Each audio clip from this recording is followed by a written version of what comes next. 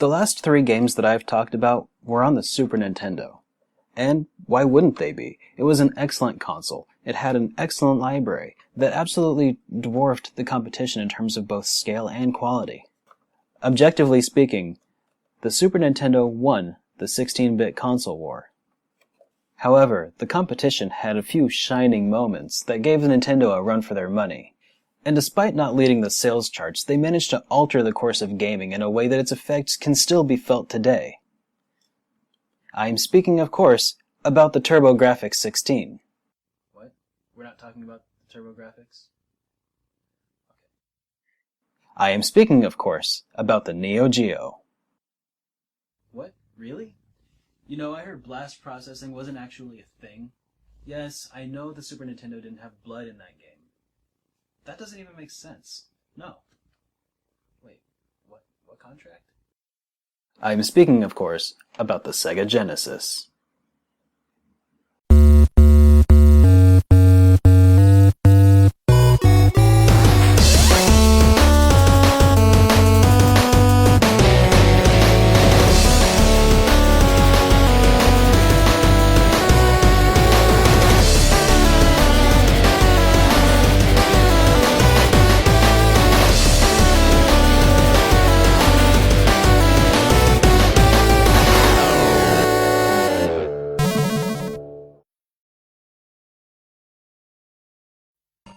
Service Games was founded in 1940 in Honolulu, Hawaii.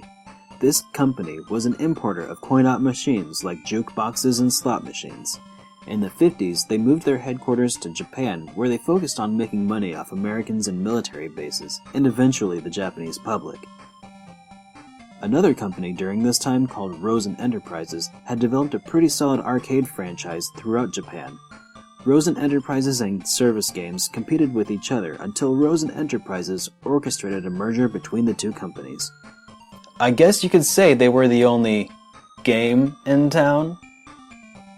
This new company adopted the name Service Games, but shortened it, and thus Sega Enterprises was born in 1965.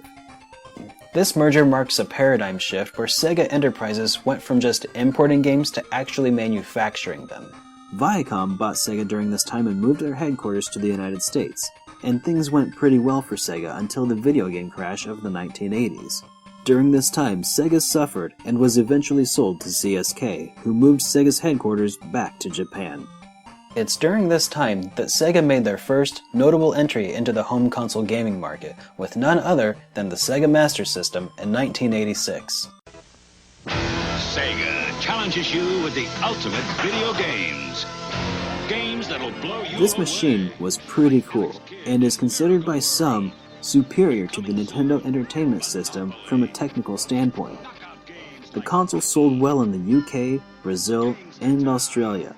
However, it failed to make a big splash in the United States as Nintendo's grip on the home console market had pretty much solidified by this time. NEC and Hudson's TurboGrafx 16 was the first 16-bit console to enter the fourth generation of home console gaming. It was released in Japan in 1987 with moderate success, a full 2 years before Sega would debut their next console. Nearly 2 years later, the TurboGrafx 16 was finally brought to the United States, but Sega had learned from the Master System that they couldn't afford to be late to this party. So they capitalized on the slowness of NEC by launching their own 16-bit console 2 weeks before the launch of the TurboGrafx 16. Sega also learned from Nintendo that they would have to market aggressively, and did they ever learn that one well. Genesis does 16-bit arcade graphics. You can't do this on Nintendo. Genesis does 16-bit sports action. The gloves came off. Their commercials were half commercials, half smear campaigns against Nintendo. Phrases like, "Gotta get Genesis," and "Genesis does what Nintendon't" was a taunt directed at the Nintendo Entertainment System. Despite this, by 1990, the Genesis still hadn't really gotten a firm audience in the States, so they got more aggressive by dropping the price of the Genesis, created a US team to make games for US audiences, and continued the smear campaign against Nintendo. They also decided to pack in Sonic the Hedgehog instead of Altered Beast, solidifying Sonic as Sega's mascot. And because of this strategy, Sega gained a 60% market share of the 16-bit consoles, and for the most part, they were able to maintain this lead. In addition to smearing Nintendo, Sega advertised free games that came with their consoles. This is sometimes called razor blade marketing, where you sell a product at little to no profit and then make your profit off the sales of replacement razor blades, or games and peripherals in Sega's case. For a time, Sega was even running a promo for a free set of speakers with which you can enjoy the Genesis stereo sound. You could get the Sega stereo sound from the headphone jack in the front of the Sega Genesis. The back of the Genesis, though, only put out mono, which I think was kind of disadvantageous. And speaking of hardware, Sega is now somewhat notorious for their expansions on the Sega Genesis to increase its power. Some of the complaints regarding the hardware are legitimate complaints, while others are more or less just sensationalized. At least that's how I remembered it in my 8-year-old mind. Oh yeah, didn't I tell you? SuperDerek didn't have a Super Nintendo until he was 12, which means in my early formative years, I was a Sega kid. Hey! You still don't have a Sega CD? Huh? What are you waiting for, Nintendo to make one? You have seen the games, right? Wrong answer, man. Show 'em! One of the most common complaints about the Sega Genesis was its alleged inferior sound quality. Take any two games released on the Sega Genesis and the SNES and compare the audio. The difference is staggering. But what happens when you add a Sega CD with the potential of CD quality audio? You get one hell of a contender. The Sega CD expansion not only improved sound quality and gave the Genesis a roaring voice of its own, it allowed developers to fill up 800 megabyte CDs with their games, 200 times the size limit of a normal Sega Genesis cartridge. This innovation paved the way for FMVs and video games. The Sega CD had some excellent games that I can't wait to tell you about in later videos. Mysterious machine has appeared in homes across America. 32. Redouble his power. Whoa! Just stick it in your Genesis. Alright, baby. Can we see that again? 32. Let's go! The 32X was the second expansion released by Sega and sold at launch for about $150. It came out in 1994, but was pretty much dead by 1995. The expansion had a very modest library of games due to its very short lifespan. Sega Genesis connoisseurs today will want to pick up one of these because of its good quality video encoder that eliminates unintended rainbow artifacts from regular Genesis games. The games of the 32X weren't all that bad either.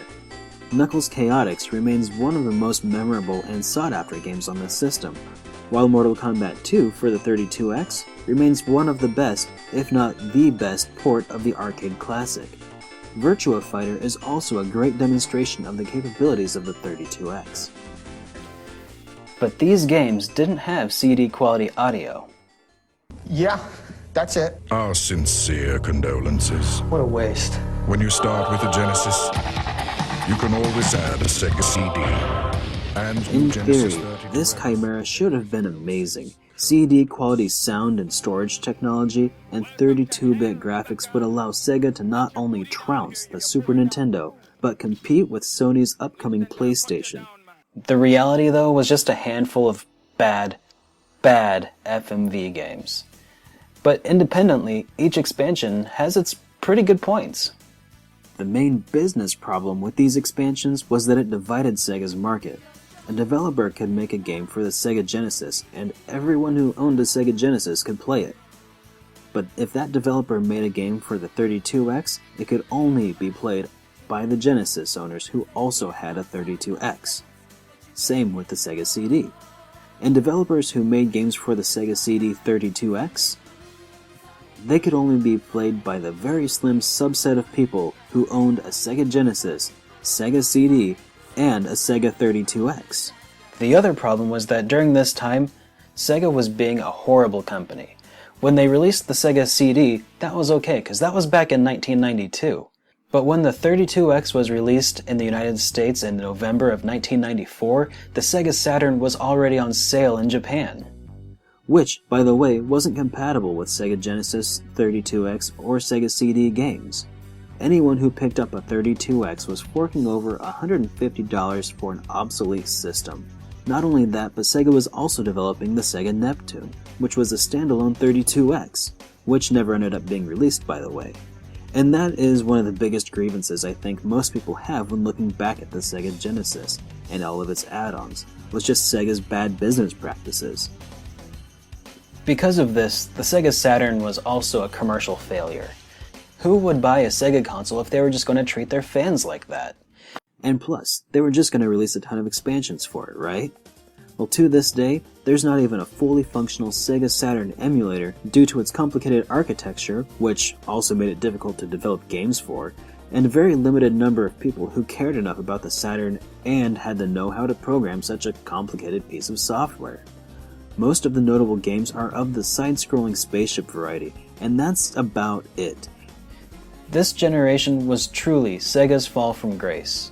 And it hurt. It hurt them bad.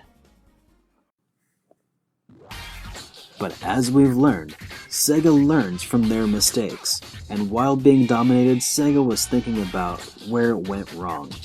Thinking about a way to reclaim their former glory. Thinking of the next console. It's thinking. The Sega Dreamcast was launched in the United States in September of 1999 and leveraged that launch date of 9/9/99 in their marketing. Their commercials, their marketing, and their games all made it clear that Sega was back and ready to do things right this time. Launching with a plethora of excellent titles at the ready, the Dreamcast went on to sell almost 250,000 consoles overnight, and another 250,000 over the next 2 weeks, resulting in hardware shortages. Things were looking up. The Dreamcast was poised to take on anything, as it turns out, but Sony. During the last generation, Sony was accumulating quite a strong following, which resulted in a lot of people who held out when the Dreamcast was released. You see, people had this mentality that if this is how great the Sega console is going to be, just imagine how great the PlayStation 2 is going to be. The PlayStation 2, upon its release with its backwards compatibility and DVD playback functionality, and near bottomless well of consumer confidence, proved too much for Sega to compete with. And due to financial troubles, Sega stopped production of the Dreamcast and all Sega consoles in 2001. Without Sega, the console gaming market wouldn't be the same as it is today. It knew who its audience was and knew how to talk to us. Sega consoles were the cool kids' consoles. There was a study done at one point by Sony which showed that the Super Nintendo owning boys were less likely to admit to owning a Super Nintendo instead of a Sega Genesis. Sega developed memorable characters and game series that we still see today on modern consoles. Sega was the first company to put a display on their controller, and the first console to have built-in online functionality. Let's get scratching.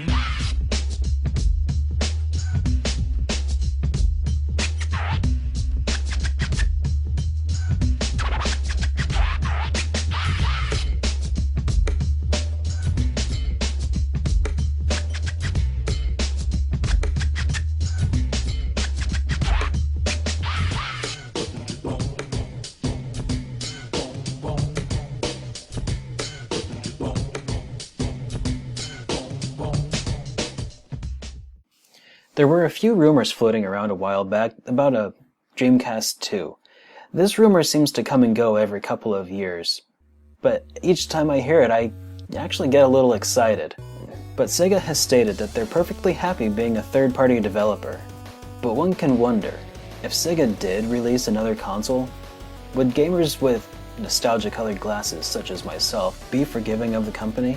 And how would it be having 4 console manufacturers? I, for one, would love to find out.